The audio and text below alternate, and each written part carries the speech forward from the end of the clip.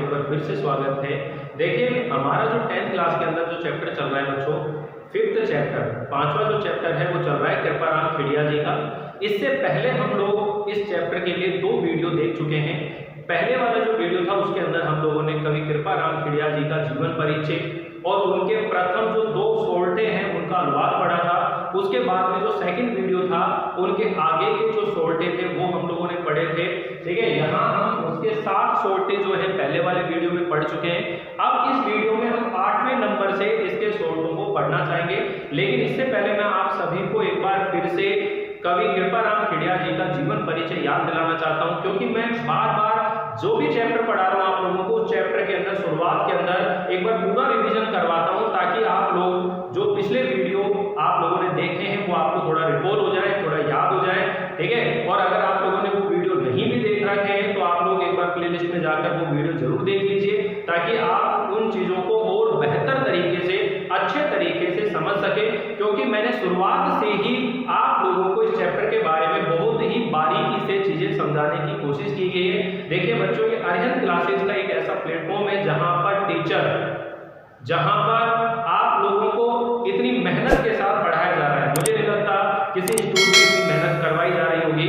मैं आलोचना नहीं कर रहा किसी चीज की, लेकिन मेरा ऐसा मानना है कि यहाँ आप लोगों को सभी टीचर बहुत अच्छे से समझाने की कोशिश कर रहे हैं। क्योंकि हम लोग हिंदी पढ़ रहे हैं तो हिंदी के अंदर तो बहुत सारे उदाहरण आते हैं, बहुत सारी ऐसी चीजें आती हैं जिनके माध्यम से मैं आप लोगों को मोटिवेट भी करना चाहता हूं और साथ ही आपको जीवन के प्रति सचेत भी करने की कोशिश करता हूं कि आप लोग जो 10th क्लास के अंदर पढ़ रहे हो तो 10th क्लास के बाद में जब आप 11th में आएंगे, 12th में आएंगे तो आप अपने करियर का चुनाव कैसे करेंगे, किस तरह से अपने जीवन में आप अपनी जिंदगी को बनाने के लिए कौन से सब्जेक्ट आप चुनने वाले हैं। तो इन सब चीजों को ध्यान में रख करके आप अपनी पढ़ाई करिए। आपको बनना क्या है, क्योंकि पढ़ाई का जो उद्देश्य होता है वो केवल आपको डिग्रियां लेना नहीं है, बल्कि पढ़ने का मतलब होता है कि पढ़ने लिखने के बाद में आप अपनी पेट पूर्ति के लिए, अपने परिवार का पालन पोषण करने के लिए कौन सी नौकरी करना चाहेंगे, और जो नौकरी आप करना चाहेंगे, जिस जॉब में आप जाना चाहते हो उसी के अनुसार सब्जेक्ट चुने जाते हैं। तो अभी आप लोग 10th में हो तो आप लोग अपने फ्यूचर को ध्यान में रख करके स्टडी करें, पढ़ाई करें, और कोई भी विषय, कोई भी सब्जेक्ट कम नहीं होता है। हर सब्जेक्ट आपको कुछ ना कुछ जरूर सिखाता है। इसलिए निवेदन है आप लोगों से कि कभी भी वीडियो को स्किप करके नहीं देखना चाहिए, बल्कि आप लोगों को वो वीडियो पूरा देखना चाहिए, कंटिन्यू देखना चाहिए, ताकि उसमें कही गई एक एक बात हमारे दिमाग में बैठ सके और हमें वो बातें अच्छे से समझ में आ सके। तो चलिए अब हम लोग पढ़ते हैं यहाँ से आगे।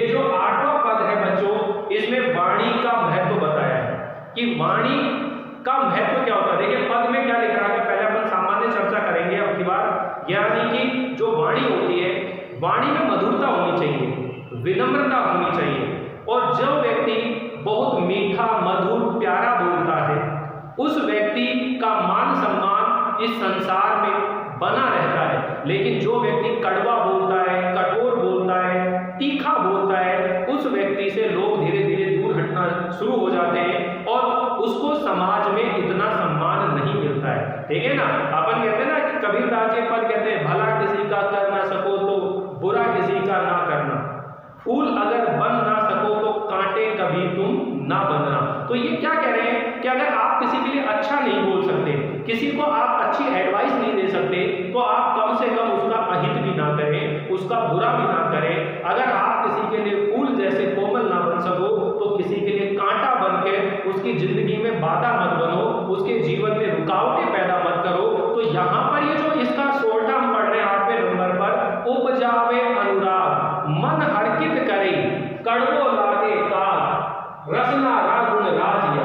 देखो, उपजावे अनुराग, कोयल मन हरकित करे। अब सबसे पहले तो आप इसके अर्थ लिख लीजिए। उपजावे का मतलब होता है उत्पन्न करना, अनुराग का मतलब होता है प्रेम, ठीक है, और मन हरकत का मतलब होता है प्रसन्न करना। यानी कि कोयल की जो मधुर वाणी होती है वो मन में प्रसन्नता और प्रेम उत्पन्न करती है। कोयल की जो मीठी वाणी है, कोयल जब बसंत ऋतु आती है और जब कोयल कूकती है तो कोयल की जो मीठी वाणी है वो मन में, हृदय में प्रेम और प्रसन्नता उत्पन्न करती है। कोयल की वाणी जब सुनते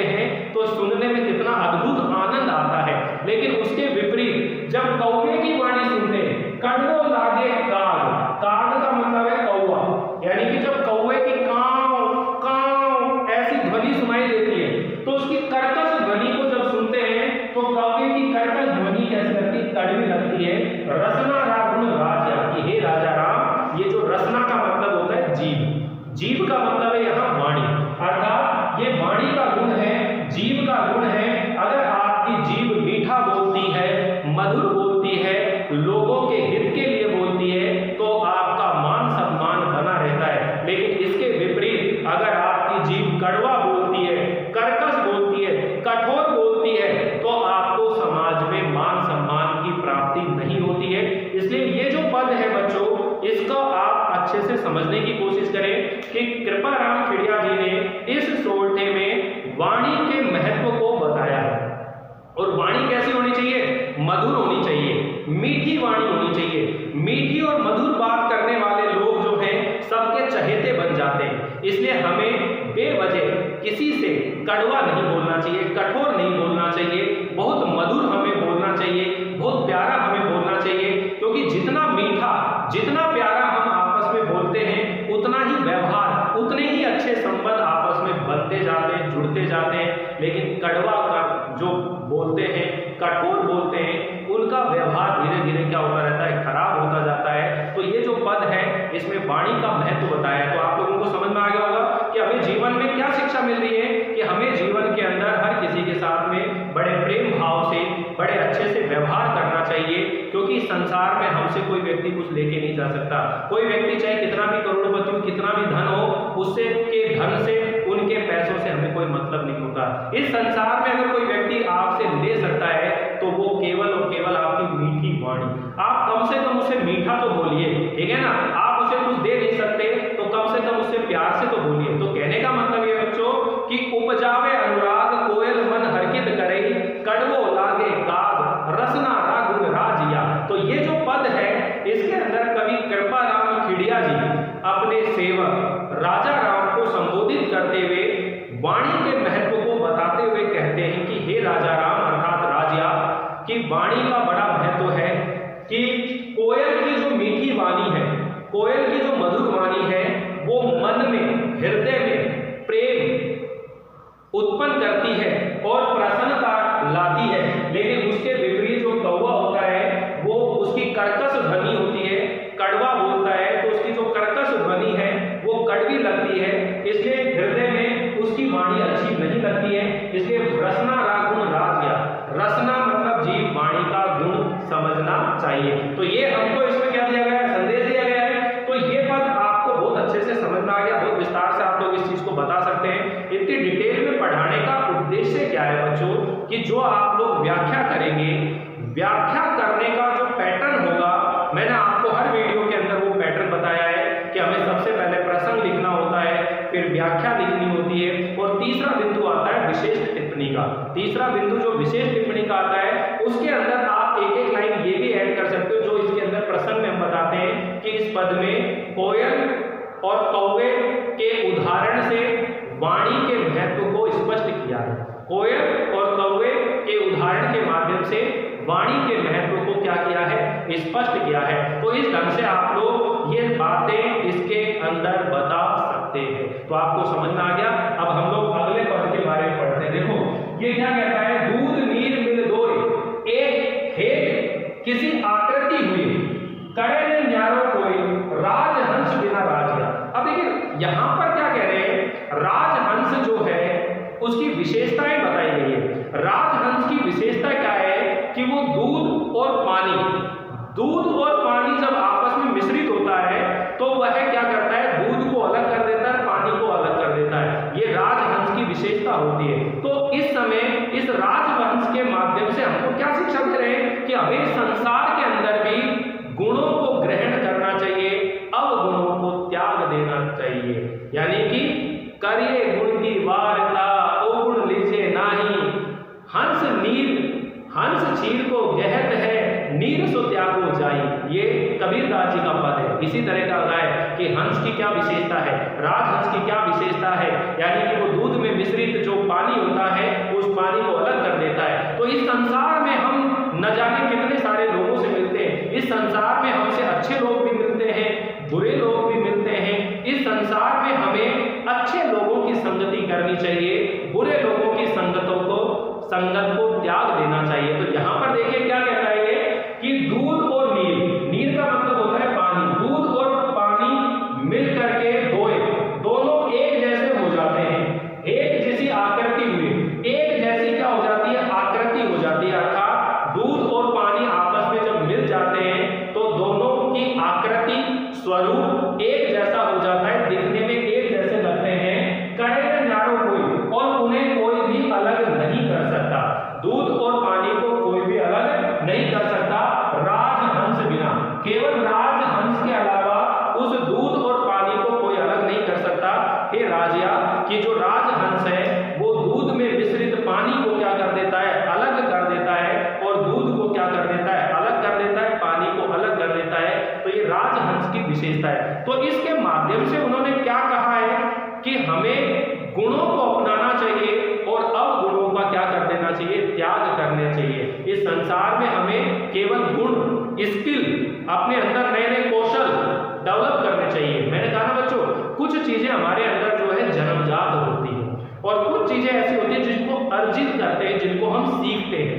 ठीक है ना, आपके अंदर बहुत सारी ऐसी विशेषता है जो आपके अंदर जन्मजात होती है, लेकिन कुछ ऐसी बातें होती हैं जिनको आपको इस संसार में जन्म लेने के बाद सीखनी पड़ती है। ठीक है ना, हमारी जो बोली है, भाषा है, वो हमने अर्जित की है, वो हमारी जन्मजात नहीं है। हमारी जो लैंग्वेज है, जो भाषा है, उसे हमने अर्जित की है।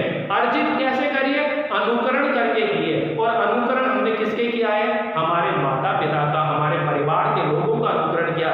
हमारे परिवार में हमारे माता पिता के द्वारा जिस तरह की लैंग्वेज बोली जाती है, जिस तरह के शब्दों का प्रयोग करा जाता है, जिस तरह के भाव से शब्द बोले जाते हैं, वो धीरे धीरे हम अपने घर के अंदर सीख जाते हैं। समझ में नहीं आया? तो कहने का मतलब ये है बच्चों कि यहाँ पर हमें गुण सीखने चाहिए, अब गुणों का त्याग कर देना चाहिए। तो वापिस समझिएगा, इस पद के अंदर ये जो नवा पद है, दूध नीर मिल दोए, हेत किसी आकृति हुए, ठीक है ना, करे न न्यारो कोई राजहंस बिन राजिया। यानी कि कवि कृपाराम खेड़िया जी अपने सेवक राजा राम को संबोधित करते हुए कहते हैं कि हे राजा राम, राजहंस के अलावा दूध और पानी को अलग अलग कोई नहीं कर सकता। वो कहते हैं कि दूध के अंदर जब पानी मिल जाता है तो दोनों की आकृति, जो स्वरूप है, वो एक जैसी हो जाती है। और इस संसार में दूध और पानी को दोनों को अलग अलग राजहंस के अलावा, उनके अलावा कोई दोनों को अलग नहीं कर सकता। तो इसके माध्यम से ये कहा है कि हमें गुणों को अपनाना चाहिए, अब गुणों का क्या कर देना चाहिए, त्याग कर देना चाहिए। ठीक है ना, सुनिए गुण की वार्ता, ओ गुण विजय नाही, हंस क्षीर को गहत है, नीर सो त्यागो जाई। ये कबीरदास जी का पद है कि सुनियो गुण की वार्ता, कि हमें गुणों की बातचीत सुननी चाहिए, अब गुणों को त्याग कर देना चाहिए। जिस तरह हंस जो है दूध में मिश्रित पानी को अलग कर देता है, दूध ग्रहण कर लेता है, उसी तरह संसार में हमें केवल गुण सीखने चाहिए, स्किल सीखने चाहिए, अपना टैलेंट, अपनी प्रतिभा में निखार लाना चाहिए। ठीक है, और जो बुराइयां हैं, अवगुण है, अवगुण मतलब ऐब, जो ऐब है, अवगुण है, अवगुण है, उनका हमें क्या कर देना चाहिए, त्याग कर देना चाहिए। तो यहाँ पर वही संदेश दिया गया है। राजहंस की विशेषता बताई गई है कि उसके अंदर ये विशेषता होती है कि वह दूध में मिश्रित पानी को क्या कर देता है, अलग कर देता है। तो यहाँ इस चीज को ध्यान रखिए। आगे देखिए क्या कह रहा है यहाँ पर, जो है मल्यागिरी मंझार हर को तर चढ़न हुए, सन्नत लिए सुधार, रूखा ही ने राजिया। अब देखो, तर का मतलब होता है वृक्ष, ठीक है, चढ़न का मतलब होता है चंदन। ठीक है, मल्यगिरी, जो मल्यगिरी पर्वत होता है, मल्यगिरी का जो पर्वत है, मंझार का मतलब होता है मध्य, मल्यगिरी के पर्वत के मध्य में जो भी वृक्ष होता है वो चंदन का वृक्ष ही कहलाता है। अपन कहते हैं ना, देखो इसको आप ऐसे समझिए कि मल्यगिरी जो पर्वत है, वहां पर चंदन के वृक्षों का वन है। तो वहां पर जो भी वृक्ष है वो चंदन की सुगंध से, उसके स्वरूप से, उसकी संगत से हर वृक्ष सुगंधमय हो जाता है। तो मल्यगिरी के पर्वत पर जितने भी वृक्ष हैं, जो भी वृक्ष हैं, वो चंदन के वृक्ष ही कहलाते हैं। क्या कहलाते हैं? वो चंदन के वृक्ष कहलाते हैं। क्यों कहलाते हैं? क्योंकि वो उनकी संगत में रहते हैं, उस स्थान पर रहते हैं। अब मल्लगिरी जो पर्वत है वहां पर सारे वृक्ष चंदन के वृक्ष थोड़ी ना है, वहां पर और भी तरह के वृक्ष हैं, लेकिन हम लोग बातचीत जब भी करते हैं तो क्या कहते हैं, मल्लगिरी पर्वत पर चंदन के वृक्ष हैं। क्या है? चंदन के वृक्ष हैं। तो वहां उनकी संगत में रहने वाले जो अन्य वृक्ष हैं वो भी क्या कहलाने लग जाते हैं? चंदन के वृक्ष ही कहलाने लग जाते हैं। तो ध्यान से समझिएगा कि मल्लगिरी मंझार हर को तर चंदन हुए, यानी कि मल्लगिरी पर्वत के मध्य में हर वृक्ष, जितने भी वृक्ष हैं वो चंदन के वृक्ष ही कहलाते हैं। संगत मिले सुधार, अगर संगत मिल जाती है तो उसमें क्या हो जाता है? सुधार हो जाता है। रूखा ही ने राजिया, रूखा का मतलब होता है वृक्ष, रूखा का मतलब वापिस क्या आ गया? वृक्ष, वृक्ष ही नहीं, यानी कि वो जो वृक्ष होता है, अन्य जो वृक्ष होते हैं वो चंदन के वृक्षों की संगत में आने से उन वृक्षों में भी क्या हो जाता है? सुधार हो जाता है, अर्थात वो भी सुगंध में हो जाते हैं, वो भी चंदन की सुगंध के समान सुगंधित हो जाते हैं। तो इस तरह यहाँ पर सत्संगति का महत्व बताया है कि जब हम अच्छे विद्वान और सज्जन लोगों की संगत में रहते हैं तो हमारे अंदर भी उस व्यक्ति के जैसे गुण धीरे धीरे आने शुरू हो जाते हैं। हम मानव हैं, मनुष्य के अंदर सबसे बड़ी दिक्कत क्या है? वो जैसा देखता है, जैसा सुनता है, जैसा सोचता है, वैसा ही वो बन जाता है। इसलिए हमें ऐसे लोगों की संगत में रहना चाहिए जिनसे हम ज्ञान की बातें सीख सकें, जो हमें अपनी जिंदगी में ऊंचा उठाने के लिए हमेशा प्रयास करता रहे, हमें आगे बढ़ाने की कोशिश करता रहे। हमें ऐसे लोगों के साथ संगत करनी चाहिए। हमें ऐसे लोगों के साथ संगत नहीं करनी चाहिए जिनसे हम जीवन में कुछ सीख ना सके, जीवन में हम जिनसे कुछ भी प्राप्त ना कर सके। ऐसे लोगों के साथ हमें क्या नहीं करनी चाहिए? संगत नहीं करनी चाहिए। तो बच्चों यहाँ पर देखिए संगति का महत्व बताते हुए बता रहे हैं कि मल्लगिरी पर्वत के बीच में हर वृक्ष चंदन का वृक्ष ही कहलाता है, और वहां चंदन के वृक्षों की संगत होने से जो वृक्ष हैं उनमें भी सुधार हो जाता है, अर्थात वो भी सुगंध में हो जाते हैं, सुगंधित हो जाते हैं। इसलिए हमें संगत के ऊपर ध्यान जरूर देना चाहिए। हमें सज्जन और ज्ञानी जो लोग होते हैं, विद्वान जो लोग होते हैं, उनकी संगत पर हमें ध्यान देना चाहिए। ठीक है, आगे देखिए बच्चों, नेक्स्ट जो है पाटा पीठ उपाव तन लागा तरवारिया वही जीवरा घाव रति न ओखद राजिया। ओखद का मतलब होता है बेटा औषधि या दवा, औषधि या फिर दवा। ठीक है, रति मतलब थोड़ा सा भी, तरवारिया का मतलब होता है तलवार, तलवार। ठीक है, लागा तन मतलब शरीर, तन का मतलब क्या होता है? शरीर होता है। पाटा पीठ, पीठ का मतलब होता है वेदना, पीड़ा, पीड़ मतलब पीड़ा, उपाव मतलब उपाय। पाटा पीड़ यानी कि फटी हुई जो वेदना है, टूटा हुआ, वही जीवरा घाव यानी कि जीव का मतलब है वाणी। यहाँ पर वाणी का जो भाव है रति ने औषध, थोड़ा सा भी सही नहीं होता है औषधि से। तो कहने का मतलब यहाँ पर ये आ रहा है बच्चों, शरीर पर लगा हुआ जो घाव होता है वो तो ठीक हो जाता है, लेकिन मन पर लगा हुआ जो भाव है वो कभी ठीक नहीं होता है। इसलिए अपनी वाणी से कभी भी किसी को ऐसे शब्द नहीं कहने चाहिए जो उसके हृदय को ठेस पहुंचाते हो, क्योंकि वाणी से कहे हुए जो शब्द हैं उनका जो भाव है वो बहुत गहरा होता है। उस घाव की कोई भी दवा नहीं है, आप किसी भी दवा से उसका उपाय नहीं कर सकते, लेकिन तलवार से कटा हुआ जो शरीर है उसकी वेदना को औषधि से उसका उपाय किया जा सकता है। अर्थात शरीर पर जब घाव लगता है तलवार से, तो उस घाव पर जब मरहम लगाई जाती है, दवाई लगाई जाती है, औषधि लगाई जाती है, तो वो घाव धीरे धीरे क्या हो जाता है? सही हो जाता है। लेकिन जीव से, वाणी से कहे गए जो शब्द हैं उनका जो भाव है वो हृदय में लगता है, और वह घाव इतना गहरा होता है कि वह किसी औषधि से, दवा से ठीक नहीं हो पाता है। इसलिए हमें वाणी पर नियंत्रण रखना चाहिए। हमें कभी भी किसी के सामने ऐसे कठोर शब्द नहीं बोलने चाहिए जो कि उनके हृदय पर चोट पहुंचाते हो। तो यहाँ पर इस चीज को समझने की कोशिश करो। क्या कह रहा है? पाटा पीठ उपाव तन लागा तरवारिया, कि कवि कृपाराम खिड़िया जी अपने सेवक राजा राम को संबोधित करते हुए कह रहे हैं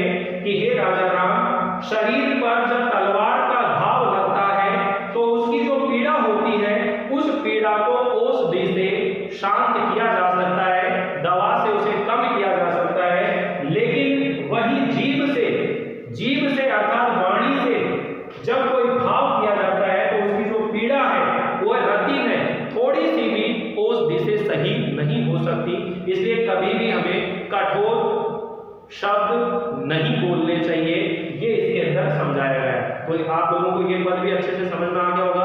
आगे देखिए बच्चों, ये क्या कह रहा है, यहाँ जो ये लास्ट ये पद आ रहा है 12वें नंबर पर, इसमें एक आ रहा है कि जो विपरीत प्रकृति के, विपरीत स्वभाव के जो लोग होते हैं उनमें कभी मित्रता नहीं हो सकती। विपरीत स्वभाव के जो लोग होते हैं उनमें कभी भी अपनापन नहीं आ सकता, मित्रता नहीं हो सकती। इसलिए कभी भी अलग अलग स्वभाव वाले लोगों को साथ में नहीं होना चाहिए, क्योंकि उनके बीच में कभी भी मित्रता नहीं हो सकती। भाई मेरा स्वभाव अलग है, आपका स्वभाव अलग है, हर किसी का स्वभाव अलग अलग होता है। लेकिन कई बार हम क्लास के अंदर देखते हैं कि 40-50 बच्चे क्लास के अंदर होते हैं, आपकी मित्रता हर किसी से क्यों नहीं होती है? आपकी मित्रता किसी किसी से ही होती है। तो उसका कारण क्या होता है कि व्यक्ति अपनी प्रकृति, अपने स्वभाव के अनुसार व्यक्तियों का चुनाव करता है।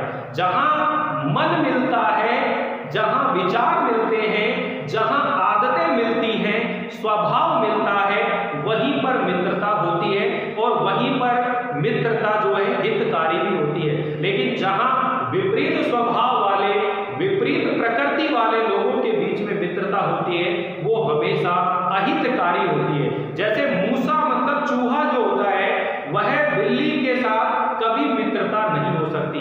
अगर चूहा बिल्ली के साथ मित्रता करके ये सोचे कि उसका हित हो जाएगा, अपना हित समझ करके और बिल्ली के साथ रहने लगे या उसके साथ बैठ जाए, तो बिल्ली कभी उसका हित नहीं कर सकती। मौका देख करके बिल्ली उस चूहे को क्या करेगी, खा जाएगी, उसका अहित कर देगी।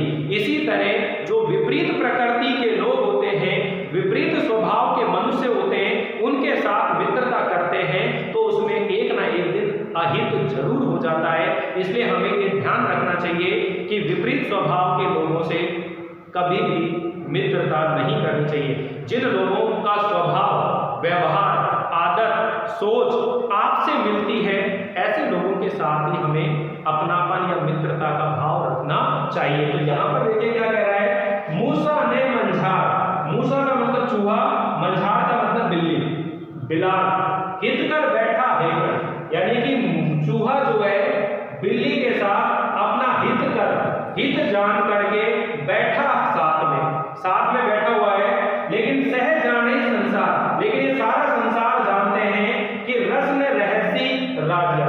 रस का मतलब होता है अपनापन या मित्रता, रस का मतलब होता है अपनापन या फिर मित्रता। लेकिन ये सारा संसार जानता है कि चूहे और बिल्ली के अंदर कभी भी मित्रता नहीं हो सकती। यहाँ पर विपरीत प्रकृति वाले लोग कभी भी आपस में मित्र नहीं बन सकते। इस बात को बताने की कोशिश की है। चूहा और जो बिल्ली है वो कभी भी मित्र नहीं बन सकते, उनमें अपनेपन का भाव नहीं आ सकता। उसी तरह जो विपरीत प्रकृति के मनुष्य होते हैं उनके अंदर भी कभी भी अपनापन नहीं आ सकता। इसलिए हमें कोशिश करनी चाहिए ऐसे लोगों से दूर रहें जो हमारे स्वभाव के अनुकूल नहीं है, जो हमारी प्रकृति के अनुकूल नहीं है। ठीक है, तो ये शिक्षा यहाँ पर दी गई है। वापिस सुन लीजिए, मूसा ने मंझार हित कर बैठा है, कि चूहा जो है बिल्ली के साथ अपना हित समझकर, अपना कल्याण समझकर उसके साथ बैठा हुआ है। लेकिन कभी भी जो बिल्ली है वो उसका हित नहीं कर सकती, वो मौका देकर उसका अहित जरूर करेगी। सह जानी संसार, इस बात को ये सारा संसार जानता है कि रस में रहसी, कि उस बिल्ली का चूहे के साथ में कभी भी मित्रता या अपनापन नहीं हो सकता। इसलिए हमें इन चीजों के बारे में समझना चाहिए। तो यहाँ तक के जो पद हम लोगों ने पढ़े हैं आप लोगों को अच्छे से समझ में आ गए होंगे। आगे देखिए बच्चों, आगे क्या कहता है, देखो 13वें नंबर पर क्या बता रहा है। जो पहला पद पढ़ा था आपने कि जिस नगर में, जिस गांव में गुण और अवगुण में अंतर नहीं करके सबको एक जैसा माना जाता है, उस स्थान पर रहने से अच्छा है किसी निर्जन वन में रहने। तो उसी चीज को समझाने के लिए यहाँ पर उन्होंने खड़ और गुड़, खड़ यानी कि जो भूसी होती है, जैसे सरसों होती है, उस सरसों से तेल निकाला जाता है और बाकी का जो अवशिष्ट पदार्थ होता है वो खड़ कहलाती है। ठीक है ना, खड़ और गुड़ यानी कि गुड़, खड़ और गुड़। ठीक है, अब यहाँ पर इन दोनों शब्दों के दो अर्थ हैं। खड़ का मतलब एक तो हो गया भूसी और एक जो दूसरा अर्थ हो गया, इसका मतलब हो गया दुर्जन व्यक्ति, दुष्ट व्यक्ति।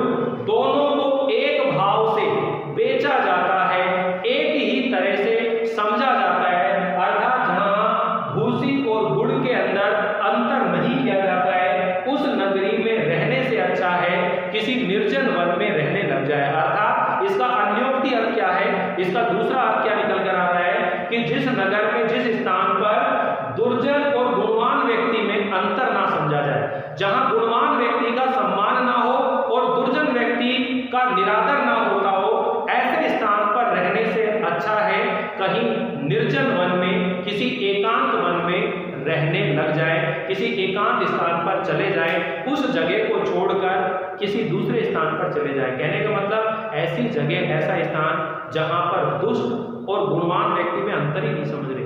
जबकि होना क्या चाहिए बच्चों कि जो गुणवान व्यक्ति होता है उसे गुणों की वजह से सम्मान मिलना चाहिए, और जो दुष्ट व्यक्ति होता है, जो दुर्जन व्यक्ति होता है, उसकी दुष्टता की वजह से उसे दंड मिलना चाहिए। लेकिन ऐसा स्थान, ऐसा नगर, ऐसा व्यक्ति जहां पर दुष्ट और गुणवान व्यक्ति दोनों को एक जैसा ही समझा जा रहा है, एक जैसा ही व्यवहार किया जा रहा है, ठीक है ना, दोनों में कोई अंतर ही नहीं किया जा रहा, तो ऐसे स्थान पर कभी भी हित नहीं हो सकता। ऐसे स्थान पर रहने से अच्छा है किसी एकांत स्थान पर रहने लगे, किसी अलग स्थान पर चले जाएं। यहाँ पर ये बात बताई गई है, तो आप लोगों को ये चीजें अच्छे से समझ में आ रही होगी कि हमें ऐसे स्थान पर नहीं रहना। आगे देखो बच्चों, ये भी बहुत अच्छा कि समाज के अंदर जो फूट होती है, इसके अंदर बहुत अच्छा संदेश दिया है कि समाज के अंदर दृढ़ता, समाज का जो संगठन है उसके अंदर दृढ़ता रहेगी, एकता रहेगी, तो समाज में कभी फूट पैदा नहीं होती है। लेकिन समाज में फूट कब पैदा होगी? समाज में जब कोई दरार डाल देता है, परिवार में जब कोई दरार डाल देता है तो फूट पड़ जाती है, और उस फूट की वजह से वो परिवार क्या हो जाता है, टूट जाता है। जैसे पहाड़ है, उस पहाड़ को तोड़ते हैं, पहाड़ को तोड़ने के जो दो औजार हैं, दो नाम बता रहा हूं, एक तो होता है सब्बड़, क्या होता है, सब्बड़ होता है, ठीक है, और एक होता है हथौड़ा, एक सब्बड़ और एक हथौड़ा। तो ये दो शब्द आ रहे हैं, घन घन। पहले इसको थोड़ा समझना, थोड़ा सा ये टेढ़ा है, कठिन है। घन का मतलब क्या होता है बच्चों, ज्यादा, ठीक है, और ये जो घन आ रहा है ये है हथौड़ा, इसका अर्थ क्या है, हथौड़ा। और यहाँ सब्बड़ का मतलब है सब्बल, एक लंबी सी होती है लोहे की, जिसको यूं पहाड़ पे देते हैं और फिर यूं नीचे दे करके पहाड़ के तोड़ा जाता है, या कोई गड्ढा भी बोल सकते हैं, ठीक है। न फूटे पहाड़ निवड़, निवड़ का मतलब होता है कठोर, कि जो कठोर पहाड़ है वो नहीं फूटता है, नहीं फूटता है, यानी कि ज्यादा मोटा जो हथौड़ा होता है और जो सब्बड़ है उसके प्रहार से भी ये जो कठोर पहाड़ है, ये जो बड़ा पहाड़ है, ये फूटता नहीं है। जड़ कोमल भिद जाए, जड़ यानी कि जब वो कोमल हो जाता है, राय पड़े, राय पड़े का मतलब है दरार पड़ जाती है, दरार पड़ना, ठीक है। लेकिन जब उस पहाड़ में कहीं किसी स्थान पर थोड़ी सी दरार हो जाती है, उस दरार में बार बार चोट करी जाती है, तो उस समय वो पहाड़ भी क्या हो जाता है, टूट जाता है। यानी कि पहाड़ को तोड़ने के दो पारंपरिक औजार हैं, जिनका नाम है एक हथौड़ा, घन का मतलब हथौड़ा, और जो सब्बड़ है, यानी कि जो साबड़ है, सब्बड़ बोलते हैं, लोहे की होती है। कई बार आपने ट्रक पर जब टायर चढ़ाते हैं वो भी देखी होगी, वो भी इस तरह से आती है। तो सब्बड़ होती है, रोड होती है, जिनसे पहाड़ को तोड़ने का काम किया जाता है। पहाड़ पर बार बार चोट करी जाए तो भी कठोर पहाड़ नहीं टूट सकता। जब तक नहीं टूट सकता जब तक उस पहाड़ में कहीं दरार पैदा ना हो जाए, और जब उसमें दरार पड़ जाती है तो वह पहाड़ जो है बिध जाता है, टूट जाता है। उसी तरह हमारे समाज में जब तक दृढ़ता है, एकता है, अपनापन है, भाईचारा है, तब तक हमें समाज में कोई भी अलग नहीं कर सकता। इसके अंदर कवि कृपाराम खिड़िया जी ने भेद नीति, भेद नीति का वर्णन किया है कि समाज में भेद करके, समाज के अंदर दरार पैदा करके और अलग किया जा सकता है। परिवार को तोड़ना हो तो उसके अंदर दरार पैदा कर दो, दरार पैदा हो, दो भाइयों को अलग करना हो तो उनमें फूट पैदा कर दो। तो वही चीज यहाँ पर कह रहे हैं, पहाड़ को तोड़ नहीं सकता। ऐसे हमारे संगठित समाज को, हमारे संगठित परिवार को कोई भी व्यक्ति अलग नहीं कर सकता।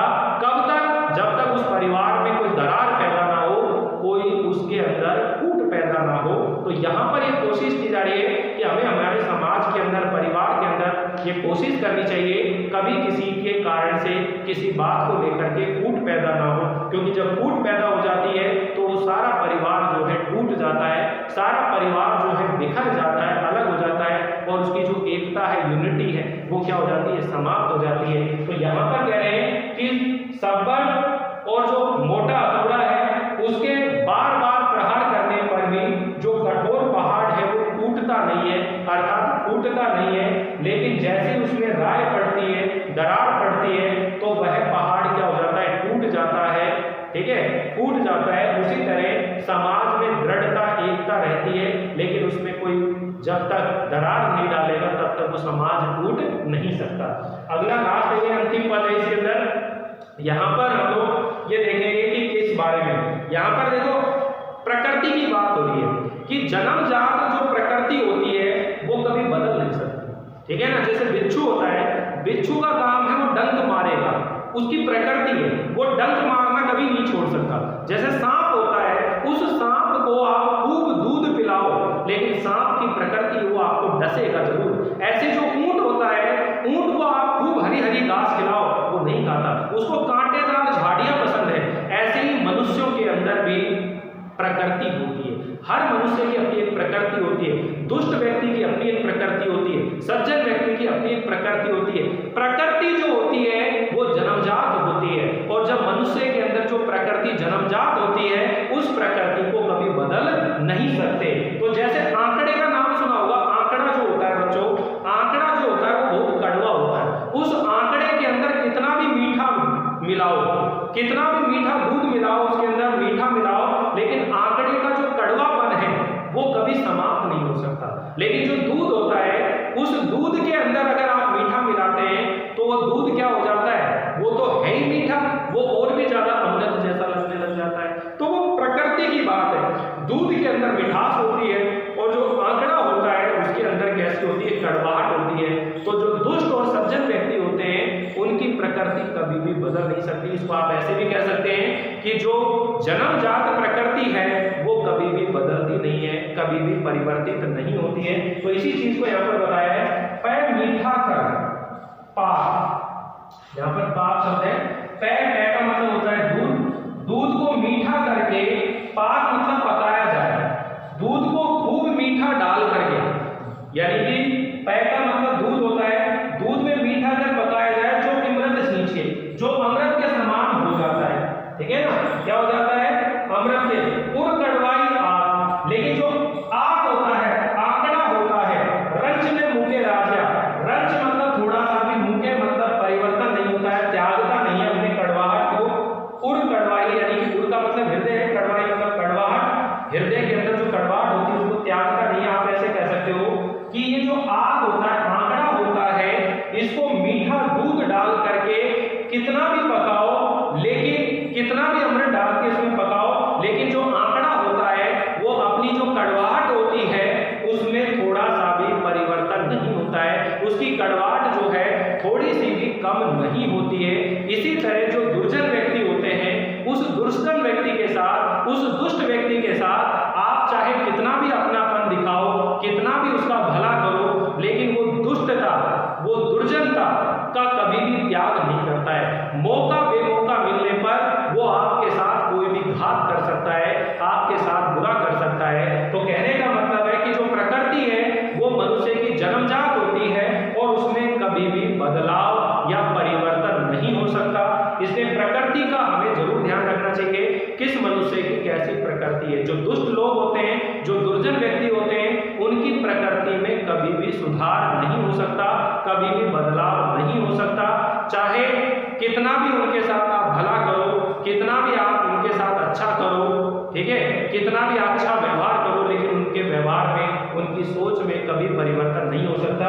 जिस तरह जो आंकड़ा होता है उसमें खूब मीठा दूध मिला करके उसको पकाओ, खूब अमृत डाल करके सिंचाई करो उसकी, लेकिन फिर भी उसका जो कड़वाहट है वो थोड़ी सी भी कम नहीं होती है। उसी तरह दुष्ट लोगों की प्रकृति होती है। तो समझ में आ रहा है आप लोगों को? तो ये क्या कहना चाह रहा है, आपको बहुत अच्छे से समझ में आ गया होगा।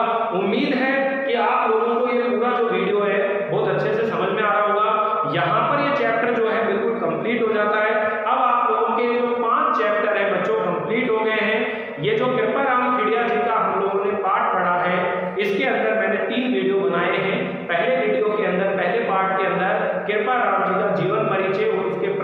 पदों का हिंदी अनुवाद है। दूसरा जो आपको मिलेगा, दूसरे के अंदर आप लोगों को जो 3 नंबर से लेकर 7 नंबर तक के सोल्टे हैं और 8 से लेकर 15 तक के तीसरे में, यानी कि ये जो चैप्टर है इसमें टोटल कितने सोल्टे हैं? 15 सोल्टे हैं। और राजियारा सोल्टा है, इसके कितने सोल्टे मिले? 140 मिले हैं। ये मैंने आपको फर्स्ट वीडियो के अंदर बताया था। तो आप लोगों को ये सब बातें बहुत ही अच्छे से समझ में आ गए होंगे। इस कार्य के लिए जुड़ी रहती है कि आपको बेहतर शिक्षा किस तरह से दी जाए, किस तरह से वह अपने विद्यार्थियों में संस्कार दे, किस तरह उनको अच्छाइयों की ओर ले जाए। तो जुड़े रहिए हमारे साथ, बने रहिए। इसी तरह से आपको इस प्लेटफॉर्म पर इसी तरह के वीडियो मिलते रहेंगे। लगा